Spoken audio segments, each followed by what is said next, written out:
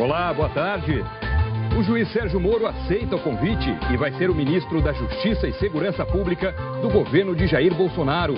A decisão foi anunciada depois de um encontro entre os dois na casa do presidente eleito. Moro deixará o comando da Lava Jato em Curitiba e, por consequência, vai se afastar de todos os processos que dizem respeito ao ex-presidente Lula. A Lava Jato caberá provisoriamente à juíza Gabriela Hart. Veja ainda, uma quadrilha explode 3 bancos e foge na região metropolitana de São Paulo. 3 pessoas são presas pela morte do jogador Daniel, do São Paulo. Divulgado o depoimento de Michel Silva, o assassino confesso da adolescente Rayane Alves. O Ministério da Educação anuncia o prazo para estudantes renegociarem dívidas com o FIES. Funcionários do Google protestam contra casos de assédio sexual na empresa. E a cirurgia inédita no Brasil e bem-sucedida que separou 2 gêmeas que nasceram unidas pelas cabeças. O Jornal Hoje está começando.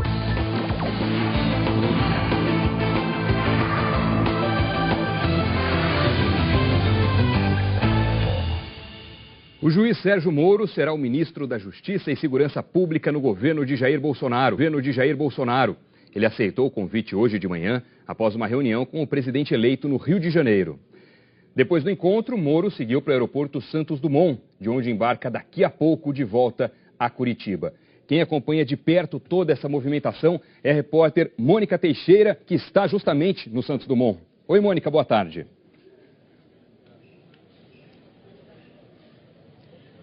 Olá, Doni, boa tarde para você, boa tarde a todos. Olha, o juiz Sérgio Moro chegou há pouco aqui ao aeroporto Santos Dumont, no Rio. Ele deve embarcar num voo previsto para 1h40 da tarde para Curitiba. Esse voo tem conexão em São Paulo. Depois do encontro com o Jair Bolsonaro, que durou cerca de 1h30, Sérgio Moro deixou o condomínio onde o presidente eleito mora, na Barra da Tijuca, por volta de 10h40 da manhã, acompanhado do economista e futuro ministro da Fazenda, Paulo Guedes. Os dois foram a um clube de golfe em São Conrado, na zona sul do Rio, onde almoçaram, e de lá, então, o juiz Sérgio Moro se dirigiu aqui para o aeroporto Santos Dumont. Vamos ver, então, como é que foi a manhã do juiz Sérgio Moro aqui no Rio de Janeiro, como mostra a repórter Flávia Janussi. O juiz saiu cedo de Curitiba. Ele embarcou num voo que decolou às 6h30 da manhã e não entrou no avião pela área de embarque, junto com os outros passageiros. Sérgio Moro viajou sem escolta de seguranças e sentou numa poltrona sozinho. Passou boa parte do voo lendo sobre novas medidas de combate à corrupção. Mas a leitura foi interrompida várias vezes para as fotos com os passageiros. As repórteres Malu Maza, da RPC, afiliada da Globo em Curitiba, e Isabela Camargo, da Globo News, viajaram no mesmo voo e conversaram com Sérgio Moro sobre a expectativa do encontro e do convite para ocupar o cargo de ministro da Justiça. Mas não quis adiantar se aceitaria o convite. Na verdade, não.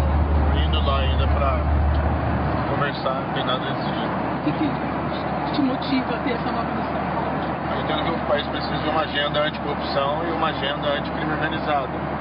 Se houver a possibilidade de uma implementação dessa agenda, convergência de ideias, como isso é feito, então há uma possibilidade, mas, como eu disse, é tudo muito prematuro.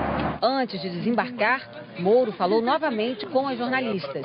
Perguntado se haveria um impacto negativo na própria Operação Lava Jato, se eventualmente aceitasse o convite de Bolsonaro, Moro respondeu: Eu acho que é prematuro, né?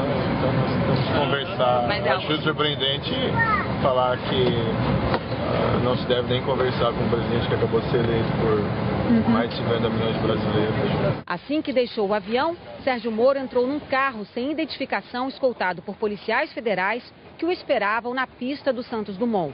E seguiu em direção à casa do presidente eleito, Jair Bolsonaro, na Barra da Tijuca, na zona oeste da cidade.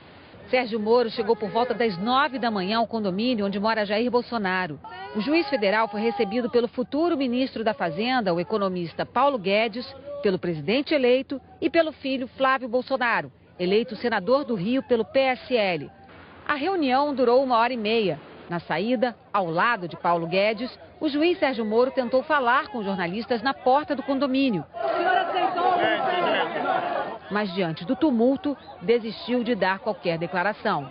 O juiz Sérgio Moro aceitou comandar o Superministério da Justiça, que vai concentrar as áreas de segurança pública e de combate à corrupção no governo de Jair Bolsonaro. Às 11h08 da manhã, Moro divulgou uma nota oficial. Abre aspas. Fui convidado pelo senhor presidente eleito para ser nomeado ministro da Justiça e da Segurança Pública na próxima gestão. Após reunião pessoal na qual foram discutidas políticas para a pasta, aceitei o honrado convite. Fiz com certo pesar, pois terei que abandonar 22 anos de magistratura.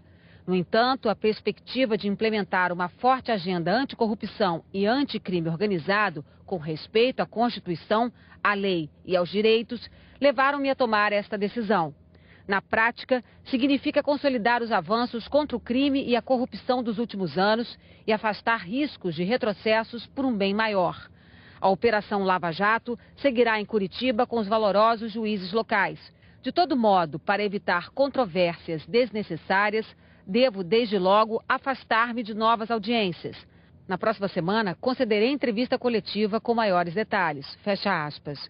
Minutos depois, o presidente eleito Jair Bolsonaro confirmou numa rede social que Sérgio Moro aceitou o convite para o Ministério da Justiça e Segurança Pública. Ele disse, abre aspas, sua agenda anticorrupção e anticrime organizado, bem como respeito à Constituição e às leis, será o nosso norte. Fecha aspas. Bom, e ao aceitar o cargo, o Sérgio Moro já anunciou, então, que vai se afastar dos processos da Lava Jato e, por consequência, não vai mais julgar os processos que envolvem o ex-presidente Lula. Assunto para a repórter Joconda Brasil, ao vivo. Oi, Joconda, boa tarde. Oi, Doni, boa tarde a você, boa tarde a todos. É isso, Sérgio Moro vai ter que deixar de ser juiz para assumir o cargo de ministro. Isso porque o artigo 95 da Constituição prevê que os juízes só podem exercer cargo ou função para magistério. Ele também está liberado da quarentena. A Constituição só prevê quarentena de 3 anos para atuar como advogado na mesma área em que ele era juiz. Moro, na sua nota, já antecipou que vai deixar se afastar da Lava Jato. Com isso, não julgará mais Luiz Inácio Lula da Silva. O ex-presidente é réu em 2 processos na Lava Jato. No dia 14 de novembro, ele seria interrogado por Moro na ação que apura a compra do sítio de Atibaia. Nas alegações finais de um outro processo, o que apura se Lula recebeu propina da Odebrecht quando ainda era presidente por meio de um apartamento em São Bernardo do Campo e de um terreno em São Paulo, que abrigaria a nova sede do Instituto Lula, a defesa pede a anulação do processo. Os advogados afirmam que Sérgio Moro abandonou qualquer aparência de imparcialidade porque estava flertando com a possibilidade de participar do governo do presidente eleito Jair Bolsonaro. Mas essa questão já está superada porque Moro já afirmou que vai se afastar dos processos. A indicação de Sérgio Moro foi criticada por PT e por aliados. E duramente criticada. O senador Lindbergh Faria disse que, abre aspas, poucas coisas podem ser mais descaradas do que isso. Sempre alertamos que Moro atuava como militante e não como magistrado. Fecha aspas. Guilherme Boulos, candidato do PSOL à presidência, disse que Moro resolveu assumir sua condição de político profissional. Outros políticos também se manifestaram pelas redes sociais. Candidata a vice-presidente na chapa do PT, disse que, ao aceitar o convite, Sérgio Moro decide tirar a toga para fazer política.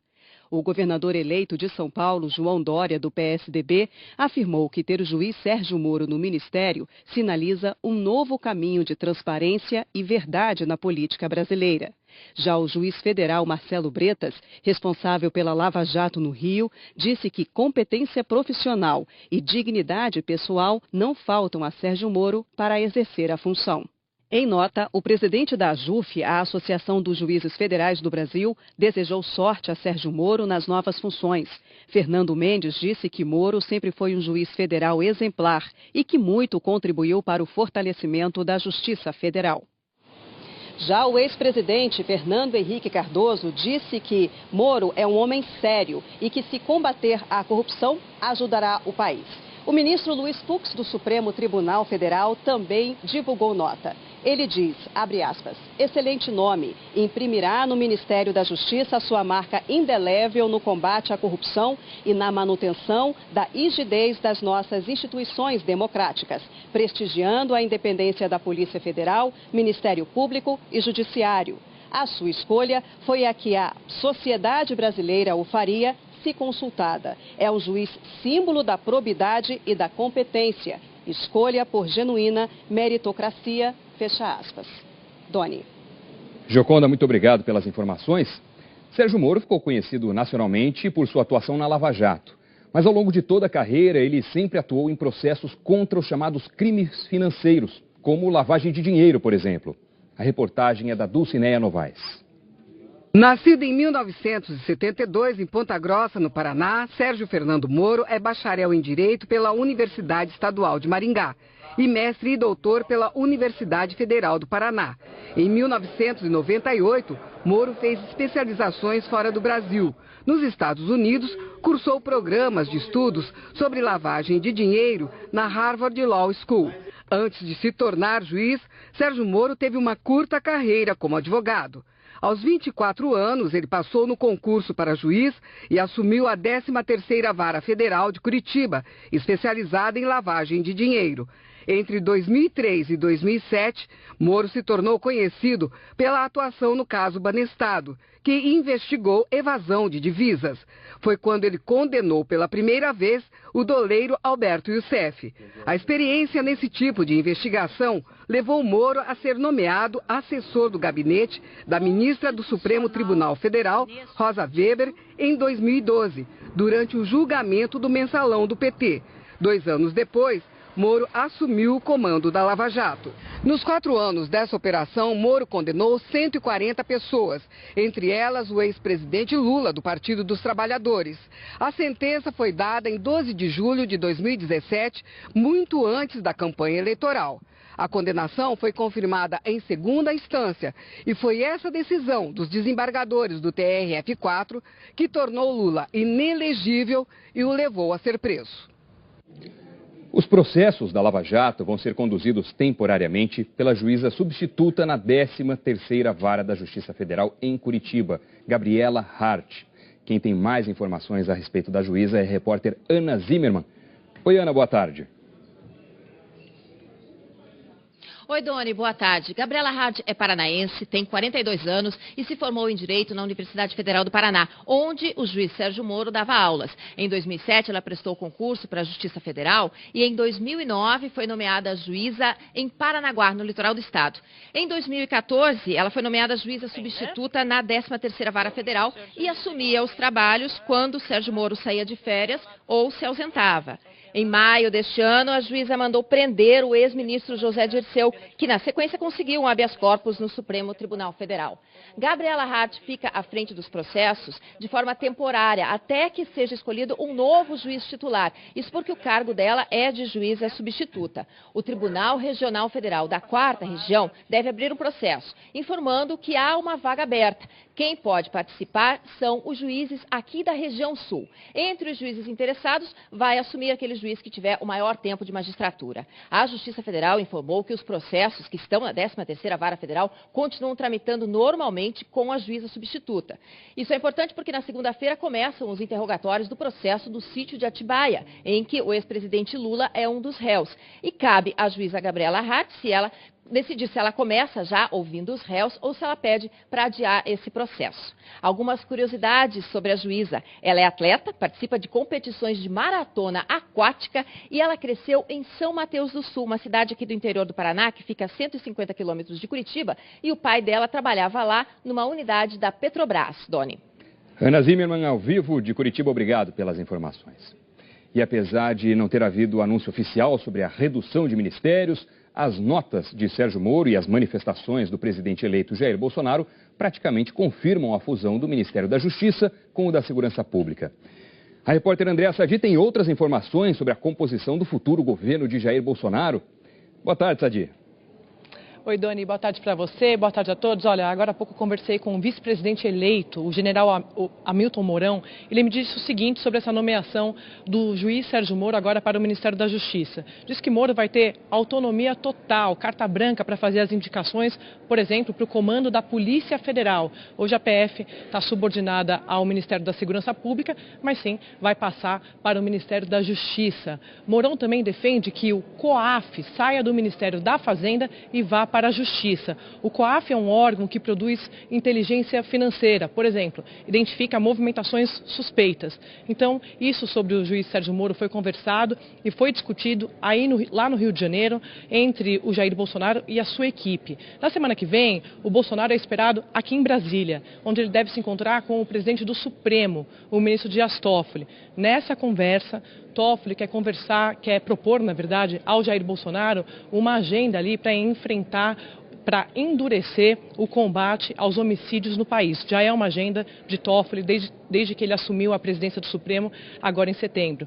Também, até semana que vem, é esperada, de fato, o martelo, se eles vão bater o martelo ou não, sobre a fusão do Ministério do Meio Ambiente e também da Agricultura. Desde ontem, Jair Bolsonaro já discute nomes para essas pastas. Entre esses nomes está o nome do deputado Jerônimo Gergen e também do agrônomo Chico Graziano, que foi do PSDB e durante a campanha presidencial anunciou apoio a Jair Bolsonaro. Doni. André Sadi acompanhando as articulações para a transição de governo. Obrigado, Sadi.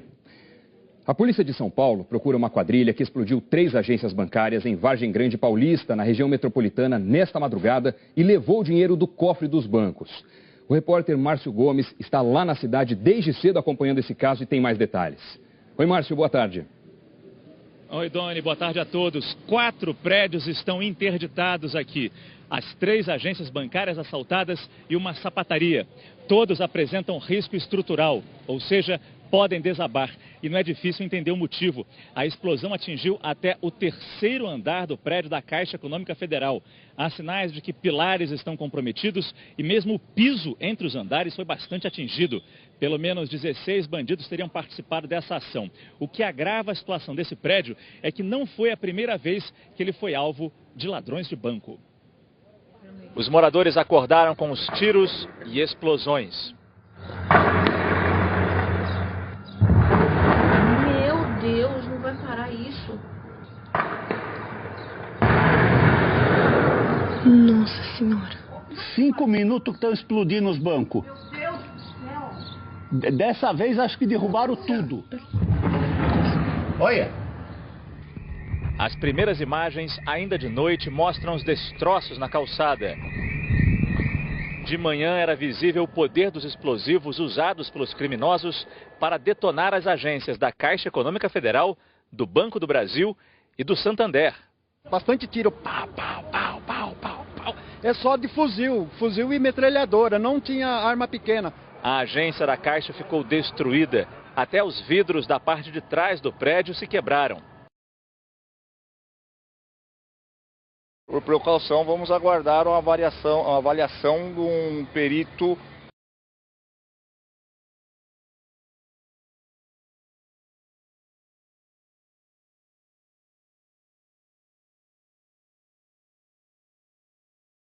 Estrutura. Só de olhar já é possível ver que a estrutura foi atingida. No prédio da Caixa foi. Em 2016, esse mesmo local já havia sido alvo de bandidos. Cofres e caixas eletrônicos dessas 2 agências bancárias foram roubados.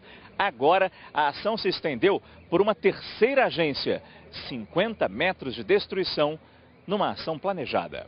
Os criminosos agiram em várias frentes e a ação durou mais de 2 horas. Por volta das 3 horas da manhã, com carros queimados, os criminosos bloquearam os caminhos que seriam usados pela polícia.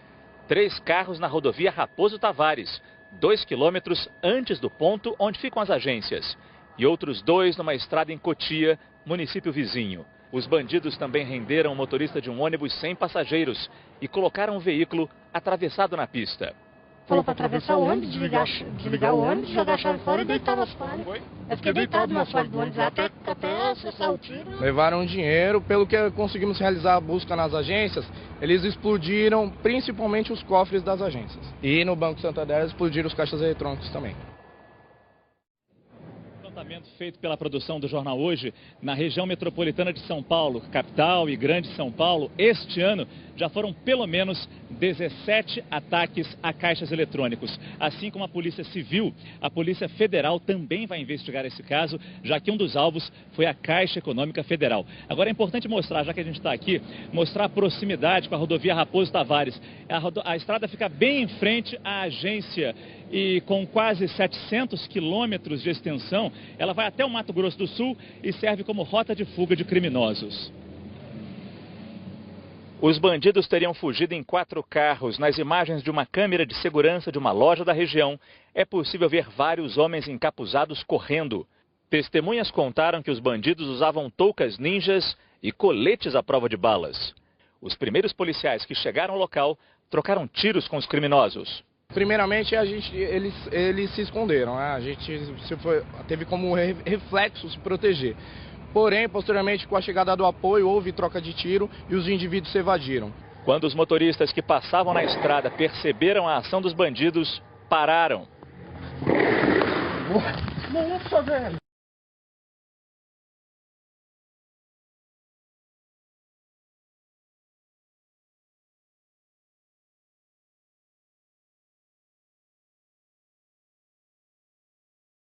Por todo lado é possível ver marcas de tiros e cápsulas de fuzil. O comércio na região foi abrindo aos poucos. Os moradores ainda estavam bastante assustados. Gasolina, a menos de 500 metros das fica apenas 25 quilômetros da cidade de São Paulo. Como está às margens da rodovia Raposo Tavares, essa proximidade facilita a fuga de criminosos. A polícia ainda não divulgou o montante levado dos 3 bancos. No Paraná, a polícia prendeu hoje o suspeito de matar o jogador Daniel. O corpo dele foi encontrado mutilado no sábado. A repórter Vanessa Rumor está acompanhando o caso. Boa tarde, Vanessa. Oi, Doni. Ótima tarde a todos que nos acompanham. O delegado Amadeu Trevisan, responsável pelas investigações, começou a falar agora há pouco sobre as prisões e mais detalhes sobre o caso aqui na delegacia de São José dos Pinhais, região metropolitana de Curitiba. Foram presos o empresário Edson Brites, a esposa dele, Cristina Brites, e a filha do casal, Alana Brites. Todas essas prisões são temporárias. Hoje pela manhã, a polícia foi até o endereço da família aqui na cidade de São José. E as prisões, então, portanto, foram hoje de manhã de Edson e Alana. A equipe ficou em torno de 1 hora na casa dessa família e saiu levando pai e filha. A mãe, Cristina, já estava presa desde ontem à noite. De lá, seguiram para o local onde Daniel foi encontrado, um matagal na área rural aqui do município. O corpo dele apresentava sinais de tortura e cortes com faca. Depois, seguiram aqui para a delegacia. Existe a previsão de que o empresário, Edson, seja ouvido oficialmente pela polícia ainda hoje à tarde e numa entrevista à repórter Carolina Wolff, o empresário diz que matou o jogador Daniel com uma faca. Edson Brites, comerciante, contou que na noite do crime estava na festa de 18 anos da filha, numa casa noturna de Curitiba. Ao fim da festa, a filha, Alana Brites, convidou um grupo de 8 amigos para continuar a comemoração na casa da família. Daniel foi junto. O comerciante disse que a esposa estava passando mal e ficou dormindo no quarto, enquanto a festa continuava no resto da casa. E de repente, os 40 minutos que eles tinham chego, eu escuto gritos. Socorro, socorro, socorro.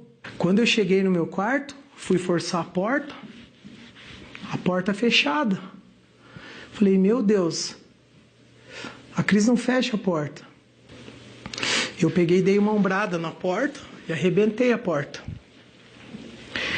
Quando eu me deparo, o Daniel está em cima dela, tentando estuprar a minha mulher.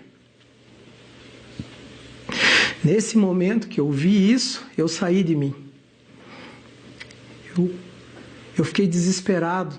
Edson Brites disse que agrediu Daniel por cerca de 5 minutos, com a ajuda de amigos, e que depois colocou a vítima no porta-malas do carro, sem saber se ele estava acordado, e levou até o matagal onde o corpo foi encontrado. Foi você que matou ele? Sim.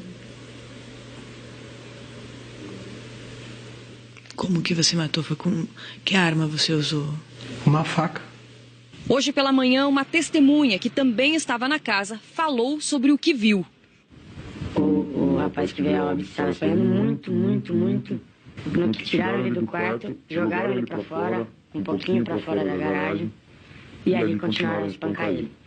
A polícia está investigando mensagens entre Daniel e amigos. Numa delas, Daniel conta que estava em uma balada e depois foi para a casa de uma menina e que lá tinham várias outras meninas dormindo espalhadas.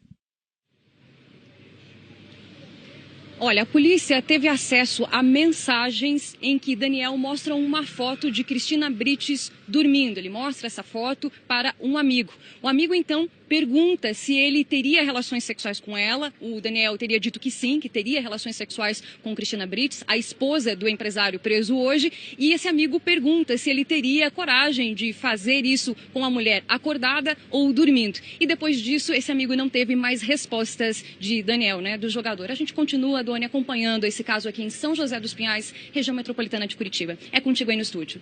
Vanessa, obrigado pelas informações. A gente fala agora a respeito de um outro crime de grande repercussão também. A polícia divulgou o depoimento de Michel Silva, o principal suspeito de matar e estuprar a adolescente Rayane Alves no interior de São Paulo. Durante o interrogatório, ele confessou o crime. No depoimento, Michel Flor da Silva, de 28 anos, disse que se aproximou da vítima na rodoviária de Guararema, município da Grande São Paulo. Michel contou que teve relações sexuais com a adolescente dentro do carro dele, em Jacareí, na cidade vizinha, e que depois ela teria se arrependido. Segundo ele, os dois discutiram. Ele deu um golpe nela e achou que Rayane teria morrido. Depois, Michel percebeu que Rayane ainda estava viva e decidiu matar a adolescente. E não sabia o que fazer, se eu prestava socorro ou jogava o corpo. Jogava o corpo. Uhum. Fui ver, ela estava bem, já sem respiração, sem batimento cardíaco. E acabei finalizando com o cadastro. Rayane Paulino Alves, de 16 anos, foi vista pela última vez saindo de uma festa neste sítio em Mogi das Cruzes. Depois de 9 dias desaparecido, o corpo da adolescente foi encontrado em uma estrada ao lado da rodovia Ayrton Senna, em Guararema. De acordo com as investigações, Rayane e Michel se conheceram na rodoviária de Guararema, onde Michel trabalhava como segurança. Michel ofereceu carona a ela, que aceitou.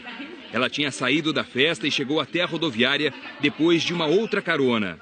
Para encontrar o assassino, a polícia rastreou o celular da adolescente e teve acesso a imagens das câmeras de segurança de Guararema, onde Rayane aparece com o suspeito. Uma caneta esquecida por Michel no local, onde o corpo da adolescente foi encontrado no começo da semana, também foi fundamental para montar o quebra-cabeça. A polícia também descobriu que Michel fez comentários sobre o desaparecimento de Rayane nas redes sociais. Ele trocou mensagens com outra pessoa e deu a entender que não tinha nada a ver com o caso. Michel escreveu: "Mano, vi várias publicações dela, falaram que acharam o celular dela em Jacareí." A outra pessoa respondeu: "Nossa, tão perto daqui, Deus cuide para que ela seja encontrada." Michel completou, citando Rayane como se ela estivesse viva. Já até falaram que viram ela em São José. Uma cirurgia inédita no Brasil conseguiu separar duas gêmeas que nasceram unidas pelas cabeças. A operação foi em Ribeirão Preto, no interior paulista, e os primeiros resultados são animadores para os médicos e para a família.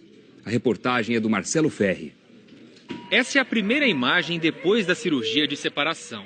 Finalmente, Débora e Diego puderam segurar as filhas no colo assim. Senti uma emoção, parece que eu tinha tido ela naquele momento e era a primeira vez que eu tinha pegado elas. Que eu nunca tinha pegado elas separadas, né? Sempre juntinha. Foi uma emoção muito grande. Maria Isabelle e Maria Isadora, de 2 anos e 4 meses, nasceram unidas pela cabeça. Em busca de tratamento, a família deixou o Ceará e se mudou para Ribeirão Preto com a ajuda de voluntários. Em nenhum momento ele desistiu das meninas, nem eu.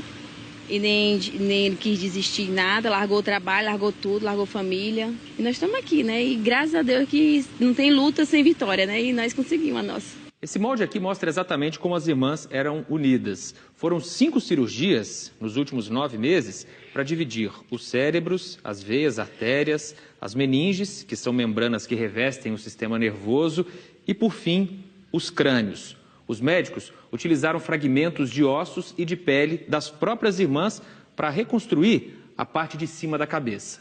Nunca uma separação desse tipo tinha sido feita no Brasil. A operação durou 20 horas e envolveu 30 médicos. Desde que acordaram, as irmãs dão sinais animadores de recuperação. Foi a primeira vez que a gente botou uma ela juntinha da outra.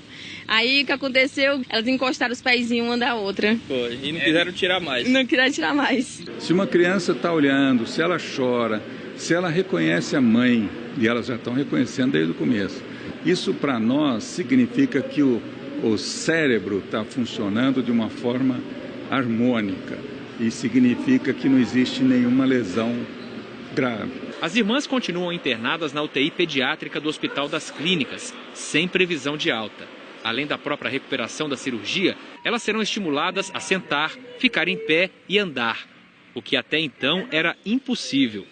Agora, a família aguarda um futuro de muitas surpresas. A gente está com essa expectativa de passar Natal e Ano Novo em casa, na nossa terra, no Ceará. Uma mulher cristã acusada de blasfêmia foi absolvida pela Suprema Corte do Paquistão. A decisão da justiça provocou protestos de grupos islâmicos que pedem a pena de morte para ela. A reportagem é do correspondente Pedro Vedova. Foram 8 anos no corredor da morte, e é isso que espera Assia Bibi do lado de fora. Centenas de pessoas querem o pescoço dessa cristã acusada de blasfêmia. Eles bloquearam estradas, tacaram pedra em autoridades. Já são 2 dias de protestos contra a libertação dela. Assia Bibi foi acusada de insultar Maomé por 2 muçulmanas. Elas disseram que ouviram um xingamento porque proibiram que essa cristã bebesse na mesma fonte delas. Assia Bibi acabou condenada à forca em 2010, mas ontem o Supremo Tribunal determinou que ela fosse libertada. Os 3 juízes não viram nenhuma prova de xingamentos. Ao contrário, encontraram indícios de que as 2 mulheres mentiram.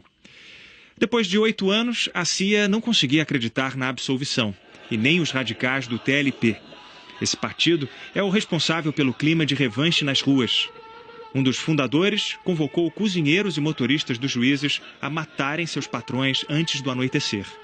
300 policiais reforçaram a segurança em frente à corte. A lei da blasfêmia é um resquício do período colonial. O Império Britânico tinha estabelecido regras para evitar confrontos religiosos. Mas um ditador, na década de 80, tornou essa lei ainda mais rigorosa. A Anistia Internacional declarou que essa libertação é uma vitória para a tolerância religiosa no país. O caso ganhou atenção mundial em 2010, quando o Papa Bento XVI pediu a liberdade de Assia. Durante a sentença, um dos juízes disse que é irônico que na língua árabe o nome dela signifique pecadora. E recorreu a Shakespeare para dizer que Assia é mais vítima da culpa do que culpada. Milhares de funcionários do Google ao redor do mundo protestaram contra o assédio sexual e o racismo e se manifestaram a favor também da igualdade de gênero. Vamos agora a Nova York. Quem acompanha esse caso é o nosso correspondente por lá, Fábio Turci. Salve, Turci, boa tarde. Doni, boa tarde para você, boa tarde para todos. A gente está aqui na frente da sede do Google em Nova York. Os funcionários agora voltaram para os postos de trabalho. Até meia hora atrás, aproximadamente, eles estavam aqui fora num protesto pacífico, silencioso, estavam caminhando, dando voltas no quarteirão. Um formato de protesto que se repetiu na capital, Washington, e em outras cidades do mundo onde o Google tem escritórios, como Londres, Dublin, na Irlanda, Zurique, na Suíça. Os funcionários do Google têm uma lista de reivindicações, entre elas que a empresa seja transparente ao lidar com casos de assédio e abuso sexual, também que o Google crie um procedimento padrão, seguro, para que funcionários de todas as unidades possam denunciar casos de assédio e abuso sexual. E os funcionários também reivindicam igualdade de salários e de oportunidades entre todos eles. A gota d'água aconteceu na semana passada, quando o jornal The New York Times publicou uma reportagem dizendo que em 2014 um alto executivo do Google foi afastado da empresa por causa de uma denúncia de abuso sexual que foi considerada crível. Agora, apesar de ser essa a razão, a reportagem diz que esse executivo recebeu uma bolada de $90 milhões do Google e que o Google não informou aos funcionários o motivo desse afastamento. A reportagem afirma que a mesma história se repetiu com outro executivo da empresa e que um terceiro executivo, também denunciado por assédio sexual, continuou trabalhando no Google e apenas 2 dias atrás ele próprio acabou pedindo demissão, depois já que a reportagem havia sido publicada. Doni. Turci, obrigado pelas informações. No Brasil, os funcionários também se reuniram na sede do Google em São Paulo para debater o tema. Em nota, o diretor executivo da empresa, Sundar Pichai, disse que vai avaliar as ideias dos funcionários para transformá-las em ação. E mais uma caravana de imigrantes saiu da América Central em direção aos Estados Unidos. Essa já é a 4ª no último mês. Se antes os imigrantes preferiam entrar nos Estados Unidos despercebidos, agora a lógica é o contrário. Quanto mais pessoas juntas, mais visibilidade e uma sensação maior de segurança. Cerca de 700 pessoas formaram a 4ª caravana com destino aos Estados Unidos. O grupo saiu ontem de San Salvador, capital de El Salvador, e tem 2.400 quilômetros de caminhada pela frente. A primeira caravana já está em Juquitán, no México, a 1.400 quilômetros da fronteira com os Estados Unidos. Muitas crianças acompanham os pais nesse trajeto. Geraldina Santos diz que saiu de Honduras porque lá tem muita violência e muitas gangues que ameaçam as pessoas. Maritza Ramos, também de Honduras, diz que quer dar um futuro melhor para os filhos. Ontem, o presidente americano Donald Trump disse que pode mandar até 15.000 militares para a fronteira e, mais uma vez, ameaçou cancelar a ajuda financeira aos países da América Central se as caravanas não forem detidas. De volta ao Brasil, uma resolução do Ministério da Educação, publicada hoje no Diário Oficial da União, vai beneficiar estudantes que estão inadimplentes com o FIES, o Fundo de Financiamento Estudantil. A faculdade de Direito é um sonho que a Bruna só alcançou por causa do financiamento estudantil. Mas ela já está preocupada em conseguir emprego para arcar com esse boleto lá na frente. É uma incerteza, né, que a gente tem de conseguir pagar essa despesa, mas é essencial que a gente continue estudando para isso. O FIES é um programa do governo federal que oferece financiamento para estudantes do ensino superior sem condição de pagar uma universidade privada. Hoje, 500 mil pessoas estão com mais de 90 dias de atraso das parcelas. A partir de agora, são duas opções para quitar a dívida. Uma é fazer o reparcelamento, que permite estender o prazo em até 48 parcelas mensais. A outra é fazer o rescalonamento da dívida. Aí os valores atrasados vão ser incluídos nos boletos que ainda estão para vencer. Atualmente, qual que é a única forma que o aluno tem para quitar suas dívidas? Ele chega nas agências do agente financeiro, vê qual é o valor da sua dívida, então muitas vezes é 30 mil, 40 mil reais, e a única opção que ele tem é pagar isso à vista. O que é muito difícil para o aluno que é recém-formado, está entrando no seu primeiro emprego e está começando a constituir a sua família. As escolas que têm alunos matriculados pelo FIES não são prejudicadas pela inadimplência porque elas recebem o dinheiro diretamente do governo. O prejuízo é para o fundo que mantém o financiamento e permite que alunos de baixa renda consigam estudar em faculdades particulares. A Amanda tentou renegociar a dívida durante 3 anos, não conseguiu e entrou na justiça. Mas para ter acesso à nova proposta, ela vai ter que abrir mão do processo judicial. Eu tenho interesse de pagar de uma forma justa, porque eu não posso sacrificar meu orçamento e deixar minha família desamparada. A seguir, encontrada uma caixa preta do avião que caiu no mar na Indonésia. E a previsão do tempo para todo o Brasil. A gente volta já.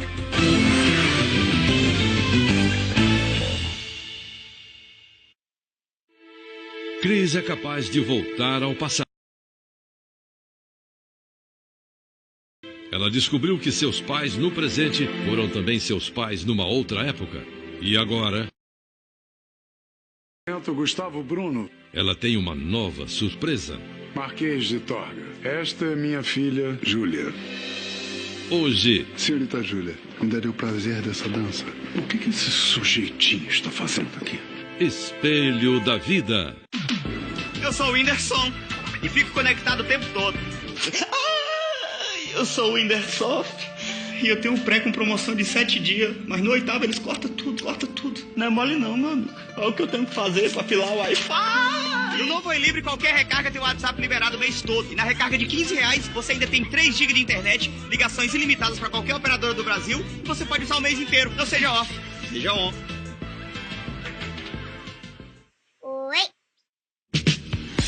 Quinta-feira tem video show na sua telinha. João Vicente de Castro é a próxima vítima do repórter Maurício Meirelles. A gente foi até 25 de março em São Paulo com um astro da música que foi camelô antes da fama. Não aprendemos a dizer adeus. No quadro Memória Nacional, uma linda homenagem ao cantor Leandro. Depois do Jornal Hoje, é hora do video show ao vivo.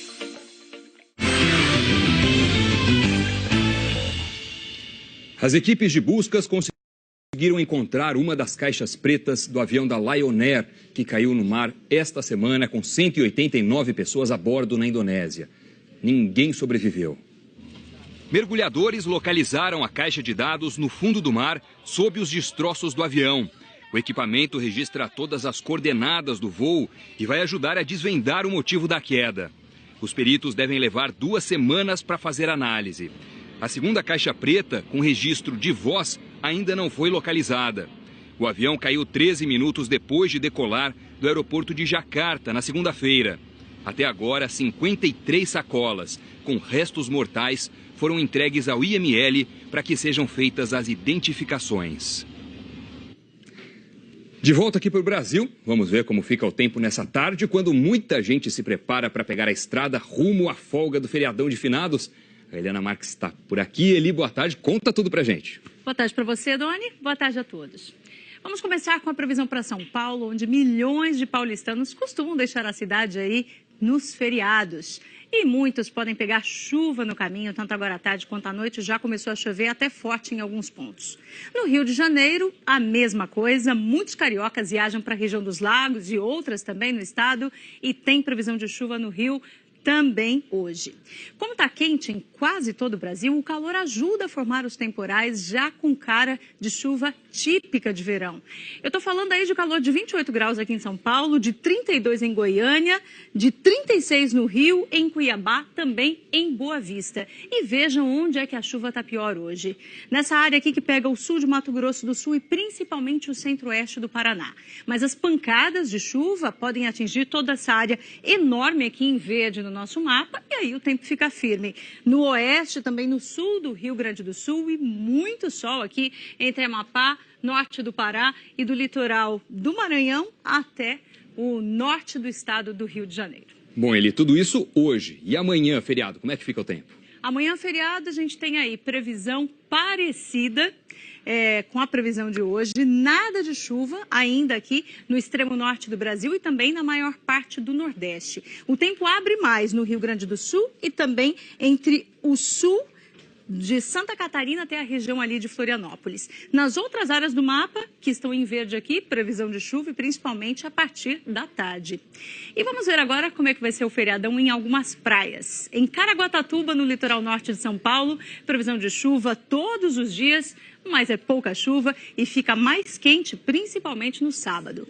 Em Arraial do Cabo, no Rio, pouca chuva também, predomínio de sol e temperaturas amenas. E em Maragogi, Alagoas, famosa aí pelos mergulhos em meio aos corais, previsão de céu super azul e, claro, muito calor. Isso desde amanhã, feriado, até domingo, Doni. Valeu, Eli. Obrigado. Bom feriado para você. Obrigada. A seguir, novas informações sobre a decisão do juiz Sérgio Moro de aceitar o convite para comandar o Ministério da Justiça no governo de Jair Bolsonaro. A gente volta já.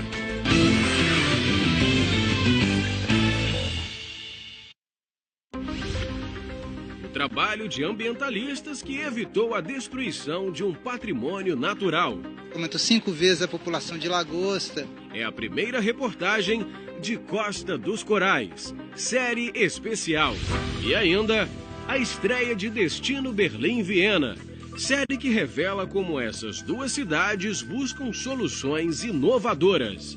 Sábado, 7 da manhã, como será?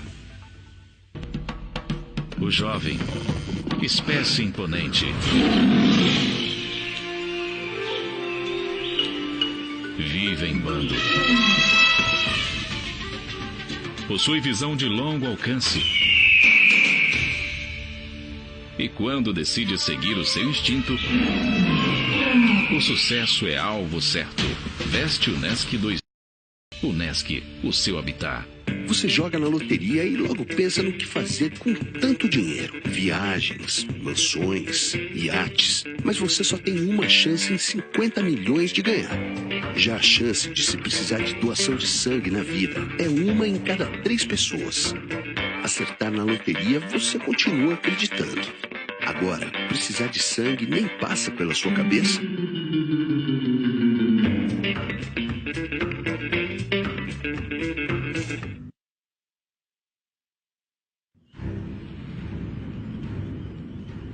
Hoje vai ser um dia inesquecível pra você, meu amor.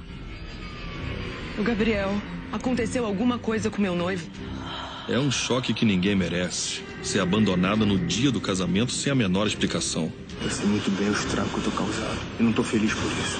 Parece que é mais forte que eu preciso ir embora. A confiança que eu tinha em você e naquele canalha do seu filho já era. E quanto à nossa futura sociedade, financiada pelo meu dinheiro, pelo amor de mim você não tira nenhum centavo. Não dá mesmo para Laura e Olavo conseguirem entender. Eu não vou descansar enquanto não destruir você. Eu quero acabar contigo. Você está pronta para começar a guerra logo cedo? E o segredo que fez Gabriel largar tudo, eu não posso deixar que descubram.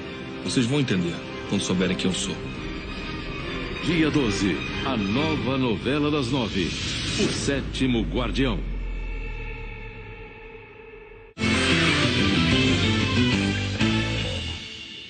Estamos de volta e vamos direto a Brasília para conversar com a repórter Joconda Brasil sobre a decisão do juiz Sérgio Moro de aceitar o convite do presidente eleito Jair Bolsonaro para comandar a superpasta do Ministério da Justiça.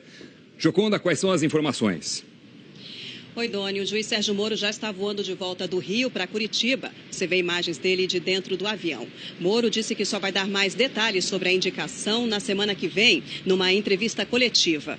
Aqui, em Brasília, o deputado Onyx Lorenzoni, do Democratas, que vai ser o chefe da Casa Civil no governo Bolsonaro, passou a manhã reunido com parlamentares no gabinete dele na Câmara. Onyx elogiou a escolha de Moro e o fato de ele ter aceitado o convite. Veja um trecho da entrevista feita pela repórter Flávia Alvarenga. Toda a equipe, que vai fazer parte do governo, eu creio que toda a sociedade brasileira está muito feliz por poder ter uma pessoa da qualidade do Dr. Sérgio Moro, tratando não apenas de toda a área da justiça, da área da segurança pública e principalmente, trazendo o combate à corrupção, que sempre foi o grande câncer, da relação do poder público brasileiro com a área econômica do país. Nós vamos conversar sobre a estrutura, que vai estar debaixo do comando dele, e ele vai claramente receber do governo todo o respaldo, todo o apoio para que ele faça um combate implacável à corrupção. O Jornal Hoje termina aqui. Você acompanha outras notícias no Jornal Nacional. Muito obrigado pela companhia. Para você uma boa tarde, um bom feriado e até amanhã. Tchau.